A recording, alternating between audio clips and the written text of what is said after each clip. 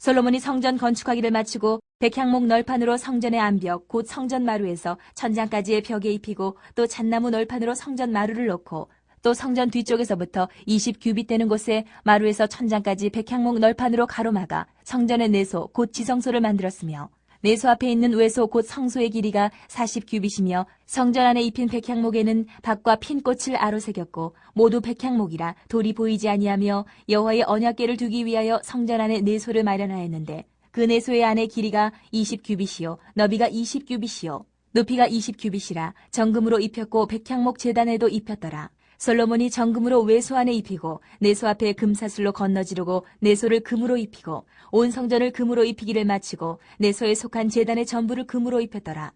내소 안에 감람나무로 두 그룹을 만들었는데 그 높이가 각각 10규빗이라. 한 그룹의 이쪽 날개도 5규빗이요 저쪽 날개도 5규빗이니 이쪽 날개 끝으로부터 저쪽 날개 끝까지 10규빗이며 다른 그룹도 10규빗이니 그 두 그룹은 같은 크기와 같은 모양이요 이 그룹의 높이가 10규빗이요 저 그룹도 같았더라. 솔로몬이 내소 가운데 그룹을 두었으니 그룹들의 날개가 퍼져 있는데 이쪽 그룹의 날개는 이쪽 벽에 닿았고 저쪽 그룹의 날개는 저쪽 벽에 닿았으며 두 날개는 성전의 중앙에서 서로 닿았더라. 그가 금으로 그룹을 입혔더라. 내외소 사방벽에는 모두 그룹들과 종려와 핀꽃 형상을 아로새겼고 내외 성전 마루에는 금으로 입혔으며 내소에 들어가는 곳에는 감람나무로 문을 만들었는데 그 문인방과 문설주는 벽의 5분의 1이요. 감람나무로 만든 그 두 문짝에 그룹과 종려와 핀꽃을 아로새기고 금으로 입히되 곧 그룹들과 종려에 금으로 입혔더라. 또 외소의 문을 위하여 감람나무로 문설주를 만들었으니 곧 벽의 4분의 1이며 그 두 문짝은 잣나무라. 이쪽 문짝도 두 짝으로 접게 되었고 저쪽 문짝도 두 짝으로 접게 되었으며 그 문짝에 그룹들과 종려와 핀꽃을 아로새기고 금으로 입히되 그 색인대에 맞게 하였고 또 다듬은 돌 3켜와 백향목 두꺼운 판자 1켜로 둘러 안뜰을 만들었더라. 넷째 해 15월에 여호와의 성전 기초를 쌓았고 11째 해 불월 곧 8째 달에 그 설계와 식양대로 성전 건축이 다 끝났으니 솔로몬이 7년 동안 성전을 건축하였더라. 오늘 열왕기상 6장 후반부 말씀을 우리 함께 읽었습니다. 지금 6장의 말씀은 계속해서 솔로몬이 성전을 건축하는 이야기가 이어지고 있죠. 앞서서 6장 전반부에서 하나님께서 솔로몬에게 지혜를 주셨고 솔로몬이 고도의 기술을 적용해서 건축했다. 놀라운 지혜, 고도의 기술력, 또 그 모든 것을 가능케 하는 국가 경쟁력, 한마디로 이스라엘이 성전 지을 때가 가장 전성기였다. 우리 그런 말씀 나눴죠. 그렇다면 우리의 전성기는 언제냐? 하나님과 동행하며 성전을 이루는 삶, 하나님을 의지하고 하나님의 뜻을 이루어가는 그런 성전을 이루는 삶이야말로 전성기다. 가장 건강하고 가장 젊고 가장 잘 나가고 가장 높아지고 또 가장 부요한 그때가 전성기가 아니라 하나님과 함께 성전을 이루어가는 삶, 전성기다. 또 하나님께서 그 성전을 통해서 언약을 재확인하신다 그랬죠. 언제나 변함없이 이스라엘과 함께 하시겠다고 약속하셨다는 거예요. 자, 우리 어제 읽은 본문을 통해서 성전 건축이 진행이 되는데 사실 어제 말씀은 구조가 어떻고 방 배치가 어떻고 하시면서 뼈대를 건축한 거죠. 그러니까 건물을 세운 거예요. 그런데 오늘 말씀은 그 성전의 내부, 그 내부 인테리어에 대한 말씀을 하고 계신 겁니다. 특히 성소와 지성소라고 불리우는 성서의 내부에 대해서, 그래서 오늘 본문에는 그 성소와 지성소를 내소, 안쪽에 있는 장소 내소, 또 바깥쪽에 있는 장소 외소 이렇게 언급하는데 어쨌든 그 내용에 대해서 아주 자세하게 말씀하죠. 우리 오늘 말씀을 묵상하면서 하나님 주시는 교훈을 깨닫고 하나님 마음 얻기를 원합니다. 근데 먼저 오늘 말씀의 이 의미를, 교훈을 나누기 전에 오늘 말씀의 이 내용을 좀 자세하게 여러분 살펴볼 필요가 있습니다. 성경을 한번 보시기 바랍니다. 눈으로 보세요. 14절 솔로몬이 성전 건축하기를 마치고 이렇게 얘기했죠. 근데 여기 성전 건축하기를 마쳤다는 말은 건물 다 지었다, 이제 공사가 끝났다, 그게 아니라 이제 건물 뼈대를 세웠다 이 말입니다. 외벽을 다 세웠고 그 다음에 이제 15절에 백향목 널판으로 성전의 안벽, 안쪽 벽, 그러니까 내장재를 이제 백향목으로 둘렀다는 것이죠. 성전 마루 바닥에서부터 천장까지 이제 세워져 있는 벽에다가 백향목 널판으로 입혔다. 잣나무 널판으로 성전 마루를 깔았다. 마루를 깔았다 무슨 말입니까? 바닥은 잣나무 널판으로 마루를 놓았다, 그런 얘기죠. 16절 또 성전 뒤쪽에서부터 20규빗 되는 곳에다가 이제 벽을 하나 세워 만들었는데, 그러니까 성전 뒤쪽에 가로 20규빗, 세로 20규빗 되는 20규빗은 여러분 어제 우리가 이 팔꿈치에서부터 손끝 0.45m 정도 된다 그랬죠? 그 9m 정도 되죠. 20규빗이니까 그 9m 되는 정도 지점에 백향목 널판으로 벽을 세웠다. 그래서 방을 하나 더 만든 거죠. 그 방을 가리켜서 내소라고 불렀는데 16절 보시면 성전의 내소 곧 지성소를 만들었다. 여러분, 이 지성소라는 말에 지자가 이를 지자거든요. 그러니까 지극하다 이 말이죠. 그러니까 거룩한데, 성소 거룩한 곳인데 보통 거룩한 곳이 아니라 가장 거룩한 곳, 지성소라고 불렀다는 거예요. 그래서 성전 내부에 방을 하나 더 만들었다. 17절 내소 지성소가 20규빗이고 외소 지성소 바깥 방이 40규빗. 그러니까 방을 하나 만드는데 한 방은 20규빗짜리, 한 방은 40규빗짜리였다. 왜 그러냐? 외부에서 성전을 바라볼 때 가로 길이가 60규빗이었으니까 20과 40으로 방을 나누었다. 이렇게 설명하는 것이죠. 자, 18절 성전의 내장재에 쓰여진 백향목은 그냥 나무재로 둔 것이 아니라 그 백향목에다가 박과 핀 꽃을 부조로 새겼다. 이렇게 말하죠. 그리고 그렇게 백향목으로 다 두르다 보니까 외부의 석재, 돌, 바깥에 그 돌을 쌓아서 만든 그 성전의 외벽이 보이지 않았다. 그렇게 얘기하고요. 19절 내소 지성소에는 하나님의 언약궤를 두게 된다. 지성소를 왜 만드냐? 거기 하나님의 임재를 상징하는 언약궤를 갖다 놨다. 20절 그 내소 지성소 안은 길이가 20규빗, 너비가 20규빗, 높이가 20규빗. 딱 정사각형 되는 그런 모양으로 백향목 제단에 있었다. 정금으로 입혔고 백향목 제단에 입혔다. 이렇게 말합니다. 여러분이 지성소 안쪽 방의 크기가 너비가 20규빗, 길이가 20규빗, 높이도 20규빗이었다. 그렇죠? 근데 어제 우리가 읽었던 말씀을 보면 성전의 높이가 30규빗이거든요. 그러면 지성소는 높이가 좀 적네 이렇게 생각할 수 있죠. 그러면 사람들이 생각할 때 지붕이 이렇게 이어지다가 지성소 부분은 높이가 낮아졌다 이렇게 생각할 수도 있지만, 또 어떤 학자들은 이렇게 생각합니다. 지붕은 평평하게 동일한데 안쪽에 지성소로 올라갈 때 토대를 높여서 10규빗 정도 높은 곳에 지성소를 두어서 이 성소에서 지성소로 갈 때는 살짝 계단을 둔 것이 아닌가 그렇게 예상하는 학자들도 있습니다. 어찌됐든 간에 그렇게 딱 큐빅 형태로 20규빗, 20규빗, 20규빗의 방이 있다.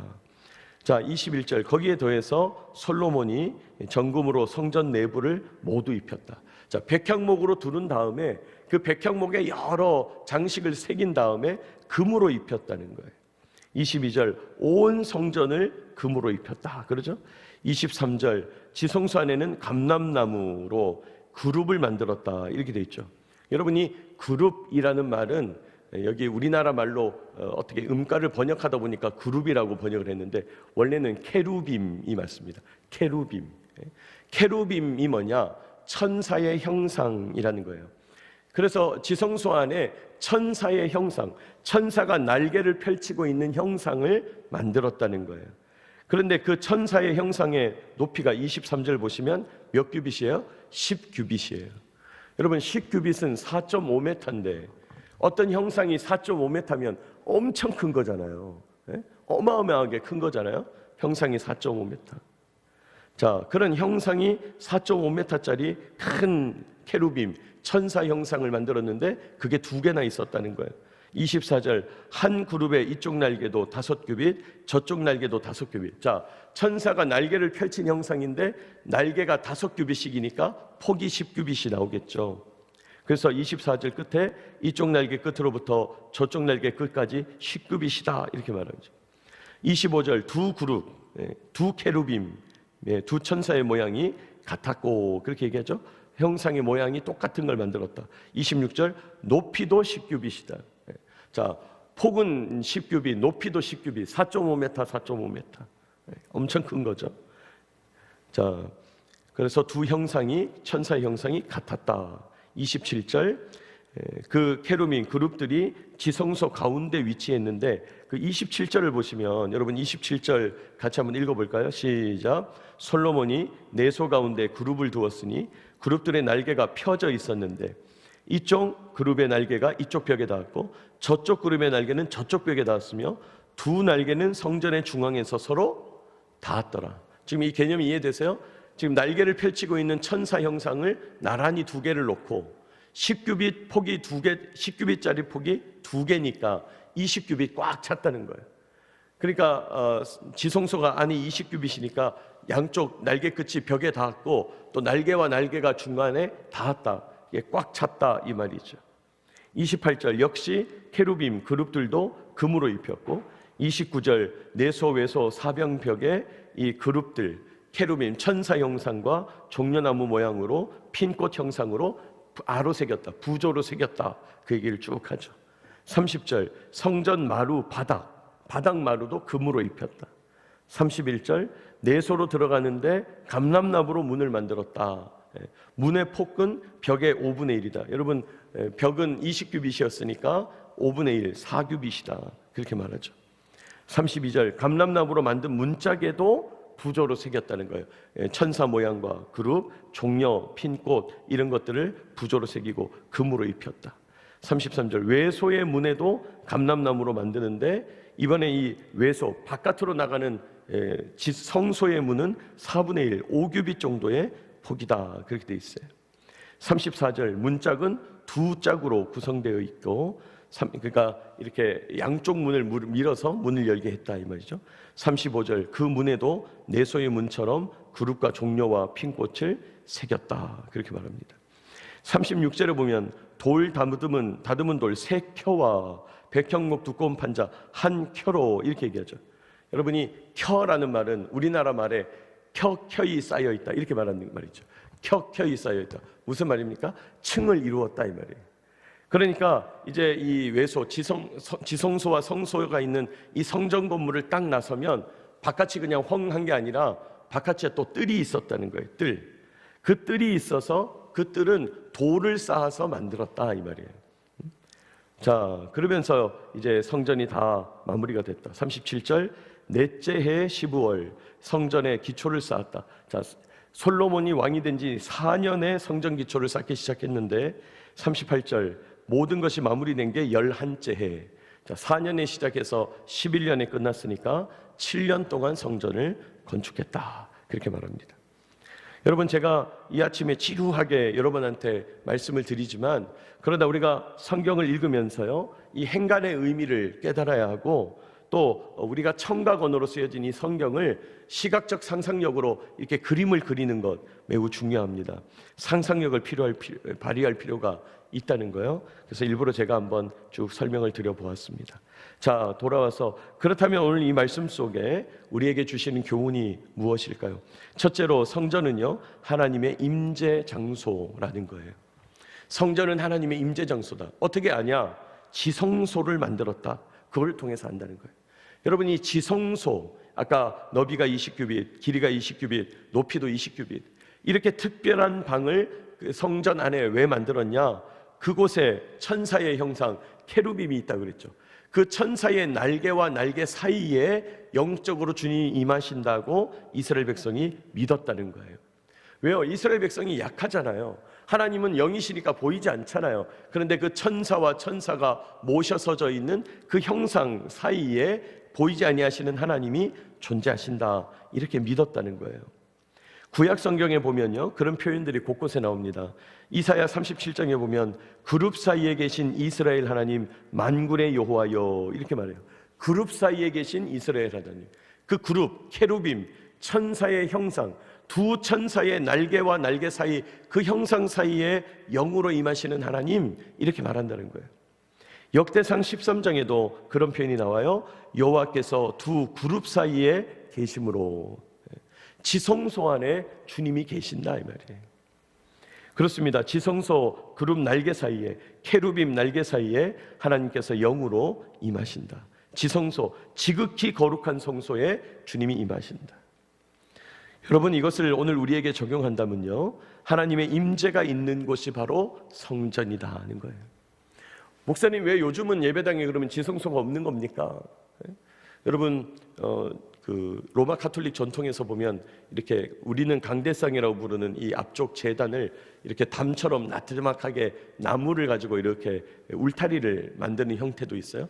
그게 이제 왜 그러냐면 성소와 지성소를 구분하는 옛날 어떤 그 개념 때문인데, 그러나 여러분 우리 기독교의 예배당에는 이제 그런 것이 없죠. 왜 그렇습니까? 우리 예수님께서 십자가로 친히 그 성소와 지성소의 구분을 하셨죠. 이제 우리는 은혜의 담대함으로 주님께 누구나 나갈 수 있게 됐다는 거죠. 그러므로 여러분 우리 삶 가운데 주님이 임재하신다면 이제 우리 삶은 성전이 되는 것이고 성소가 되는 것이라는 거예요. 둘째로 오늘 성전은요, 하나님과 하나님의 백성이 만나는 장소예요. 하나님과 하나님의 백성이 만나는 장소. 여러분 성전의 구조에 지성소가 안쪽에 있고 내소, 외소가 있다 그랬잖아요. 외소는 이제 성소라고 불리는 곳인데, 그곳은 제사장만 들어가서 기도할 수 있고 하나님의 뜻을 물을 수 있는 백성의 대표자 되는 제사장이 들어가는 곳이었어요. 거기서 뭐 하냐? 성소에 계시는 하나님을, 이제 지성소에 계시는 하나님을 성소에서 만나는 거예요. 그러니까 제사장이라 할지라도 지성소에 함부로 못 들어가요. 지성소에 함부로 들어가면 막 죽어요. 그러니까 바깥에 있는 외소에서, 성소에서 하나님을 만난다는 거예요. 여러분 성전은 어떤 곳이냐? 하나님을 만나는 곳이다. 아유 목사님 어쩌면 당연한 말이지만은 역설적으로 여러분 하나님을 만나지 못한다면 우리는 성전을 이룰 수가 없다는 거예요. 그렇습니다. 하나님의 백성이 성전을 이루어갈 때, 우리 하나님의 백성들이 교회 공동체를 이루어갈 때 가장 중요한 개념은 뭐냐? 하나님이 이 속에 임재하셨는가? 그리고 임재하신 그 하나님을 우리가 만나고 있는가? 라는 거예요. 이 두 가지. 지성소가 의미하는 것, 하나님의 임재. 성소가 의미하는, 외소가 의미하는 것, 하나님을 만남. 여러분 우리 교회는 저와 여러분의 신앙을 통해서 하나님을 만나고요, 또 하나님이 우리 삶에 임재하셔서 우리와 동행하게 되시기를 축복합니다. 그게 성전이라는 거예요. 그게 성전을 이루는 삶이라는 거예요. 여러분 어제 말씀에서 잠깐 아까도 나눴지만 우리 그런 말 나눴잖아요. 우리가 언제 전성기냐 말이죠. 여러분 솔로몬이 전성기 때 성전을 이루었는데 역으로는 우리가 성전을 이룰 때 전성기인 것이죠. 하나님이 주시는 예배 장소, 하나님의 임재, 하나님과의 만남, 이 두 가지 의미를 지닌다는 것이에요. 여러분 오늘 이 말씀을 기억하면서 내 삶에 하나님 오셔서 내 인생 성전을 이루시고 강팍한 내 삶, 광야와 같은 내 삶, 척박한 내 삶에 주님 오셔서 내가 하나님을 만남으로 온전히 성전으로 지어져 가는 저와 여러분 되시기를 축복합니다. 여러분 우리는 성전을 이루는 사람들이고 성전으로 지어져 가는 사람들이다. 그럼 어떻게 성전인 줄 아냐? 하나님 나에게 임재하신다. 하나님 나에게 오셔야 되고요, 내가 그 주님을 만나야 되겠습니다. 여러분 이런 분이 있어요. 하나님 오셨는데도 오신 줄 모르고 사는 분이 있고, 또 하나님 만나야 하는데도 하나님 만나지 못하고 그저 껍데기로만, 겉으로만 사는 삶이 있다는 것이죠. 주님 오늘도 내 삶에 오셔서 나를 만나 주시옵소서. 이렇게 기도하면서 성전을 이루어가는 저와 여러분 되시기를 축복합니다. 오늘 성전 내부의 구조를 보았어요. 지성소, 하나님의 임재 장소, 성소, 하나님과의 만나는 장소, 이것을 기억하면서 기도하는 저와 여러분 되시기를 축복합니다.